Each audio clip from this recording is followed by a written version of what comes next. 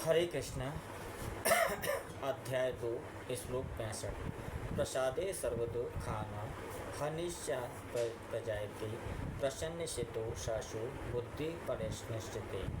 अर्थात इस प्रकार से कृष्ण भावनामृत में तुष्ट व्यक्ति के लिए संसार के तीनों ताप नष्ट हो जाते हैं और ऐसी तुष्ट चेतना होने पर उसकी बुद्धि शीघ्र स्थिर हो जाती है। अर्थात देखिए हमें करना क्या है, हरे कृष्णा कृष्ण कृष्ण हरे हरे, हरे राम राम राम हरे हरे। इस महामंत्र का जाप करते हुए आप अपने कृष्ण भावनामृत में स्थिर हो जाइए। आपके सभी प्रकार के कार्य भगवान स्वयं करेंगे।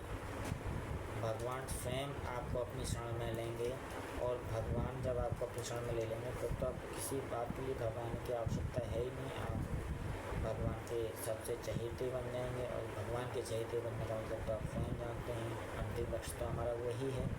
हरे कृष्ण।